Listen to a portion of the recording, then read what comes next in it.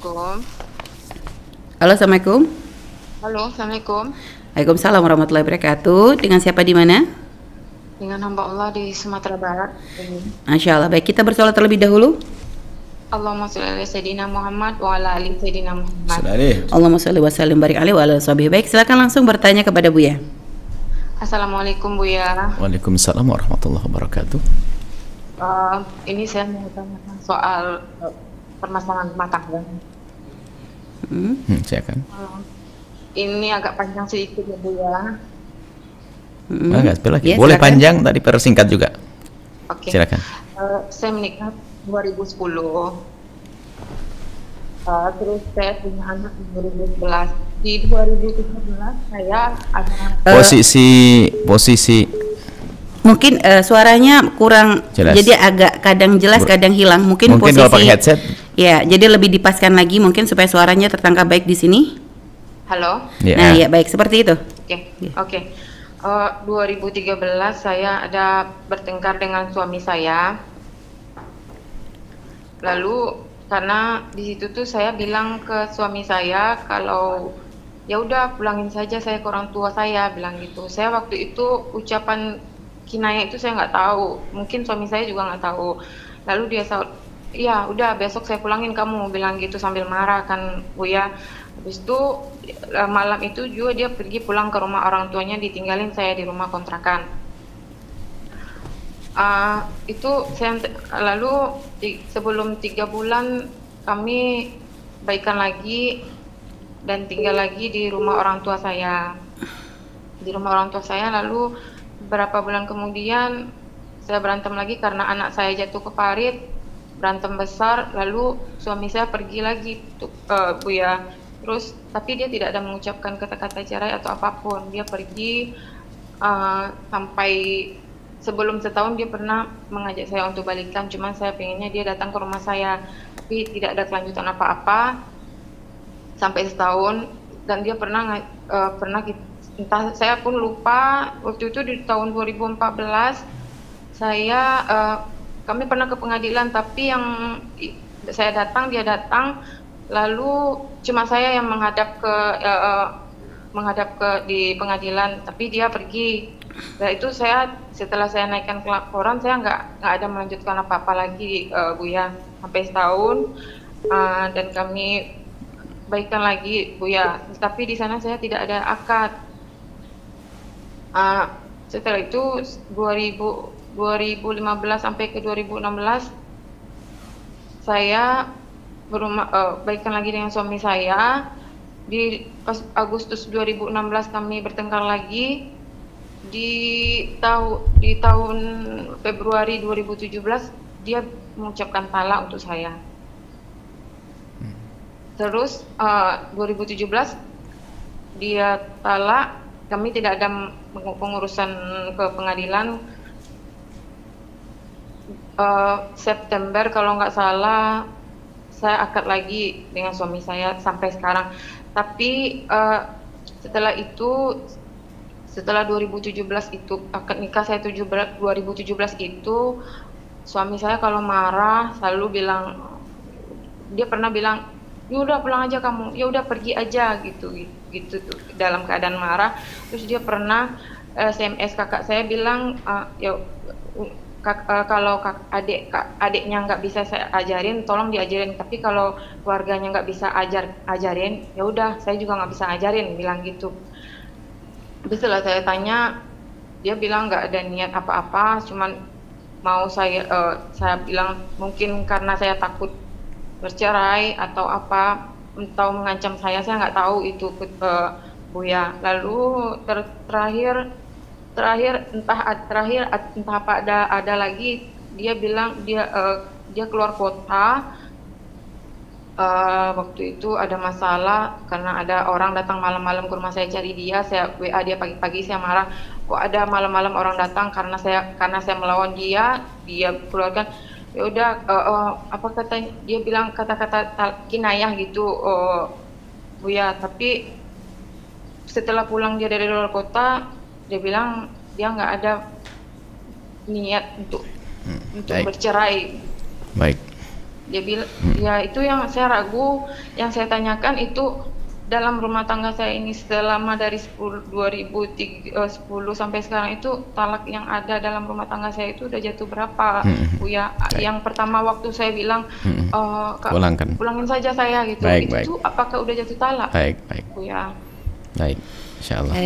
Saya nggak usah matikan ya, Buya, soal saya di sini nggak ada radio. Baik, masya Allah. Jadi ini ya, ukhti, saudari yang semoga dimuliakan Allah. Ibaratnya begini. Ada di depan rumah Anda itu ada sebuah pohon yang memang pohon itu sering disinggapi oleh ulat-ulat yang banyak,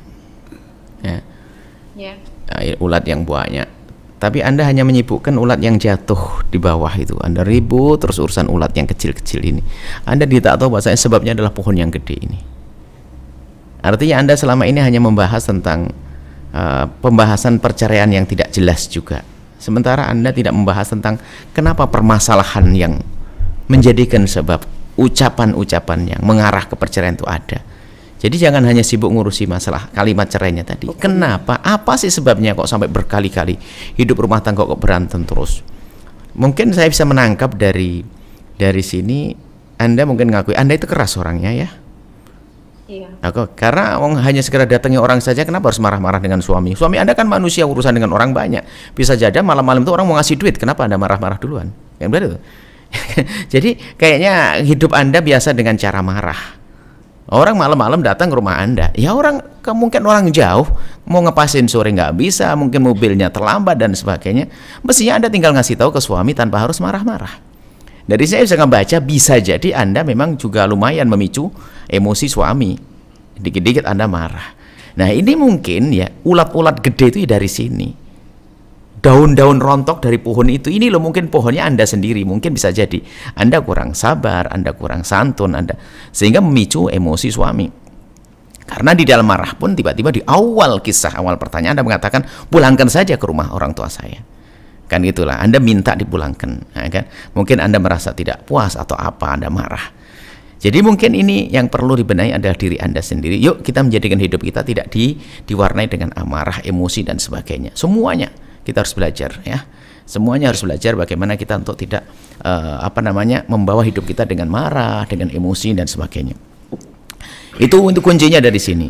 Sebab ada sebagian rumah tangga seperti itu. Kita menemukan orang berantem terus hampir setiap hari. Dan kita mendengar suatu ketika, dulu waktu kita masih, tiap kita sekolah itu dengar di situ adalah berantem. Tapi anaknya banyak. Menjalani hidup dengan kebodohan begitu, nggak boleh.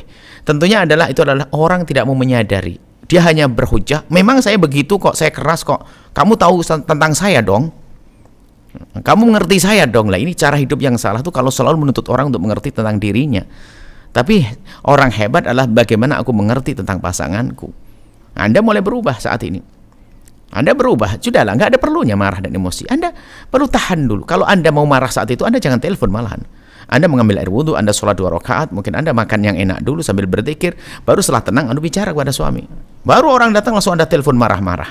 Ya tentu suami akan mengatakan sudah dengan kalimat-kalimat seperti itu. Paginya pun juga suami Anda akhirnya juga pulang. Akhirnya kami perhatikan suami Anda no problem. Sama suami juga baiklah itulah Anda waktu mengatakan sama berarti Anda belum begitu mengakui kalau Anda keras. Iya. Baik sudah. Baik. Jadi kerasnya suami bisa jadi karena ada dari Anda yang memulai dengan kekerasan tersebut. Baik suami juga keras. Apakah kalau dia keras Anda harus melayani dengan keras? Kan tidak. Pun Anda sudah punya anak. Sebetulnya kami menemukan ada cinta kok. Kenapa? Problem berkali-kali pun akhirnya akur. Problem berkali-kali akur. Itu istimewa sebetulnya. Jalinannya kuat, cintanya kuat. Ada orang sedikit masalah pisah cerai beneran loh ya. Anda berantem. Masih akur berarti ada cinta. Cuman Anda kurang sedikit cerdas. Bagaimana manage problem dalam rumah tangga itu. Kami akui kan, sampai pengen kembali dan sebagainya. Anda menyesal dan seterusnya. Adapun masalah perceraian, yang pertama tidak jatuh cerai karena itu bukan sebuah perceraian, disuruh pulang-pulang. Anda minta pulang, sudah pulang saja. Sementara suami Anda juga tidak niat. Kemudian yang jatuh cerai hanya yang Anda akui, kemudian sudah akad kembali, sudah selesai. Yang terakhir pun juga waktu mengucapkan kalimat itu tidak sadar cerai tercerai. Jadi kesimpulannya, Anda tidak usah mikir tentang perceraian. Tapi Anda sekarang tidak perlu mikir perceraian, tapi Anda mikir apa? Mikir tentang emosi Anda. Tentang kebersamaan Anda. Yuk kita lapang hati, mudah memaafkan, memaklumi. Itu adalah bapak dari anak-anakku. Kenapa saya marah-marah dan seterusnya. Dan budayakan dalam hidup itu adalah mudah meminta maaf. Biarpun yang salah adalah suami Anda, karena apa? Bisa saja suamiku salah karena aku yang memulai kesalahan tersebut. Alangkah indahnya suamiku mohon maaf. Kalau Anda sungkan meminta maaf secara langsung, Anda bisa ngirim surat atau WA dan sebagainya, minta maaf suamiku mohon maaf. Jadi setiap kali Anda ingin marah, Anda rubah dengan kata maaf. Gitu saja insya Allah. Semoga Allah mudahkan urusan. Ini berlaku untuk semuanya. Yang mendengar suara ini tolong jangan menjalani hidup dengan emosi.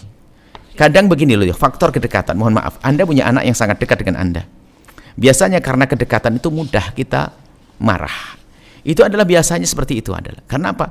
Di dalam diri kita tuh memang ada jiwa mentang-mentang itu begitu. Coba seorang anak karena bapak ibunya baik, kadang-kadang seenaknya. Karena ngerti, justru karena mengerti dia baik. Tapi di saat dengan orang yang belum tentu dia baik kadang, maka sebetulnya kami menangkap cinta betul di dalam diri Anda itu. Karena Anda tahu suami Anda itu mencintai Anda, kadang-kadang menjadi seenaknya. Begitu juga suami Anda. Maka sekarang apapun bentuknya, cinta sudah ada, kasih sayang sudah ada, tinggal dirubah, emosinya dikontrol. Marah itu dari syaitan. Apakah Anda dengan syaitan? Kan hidup nggak enak semacam itu. Baik, bismillah.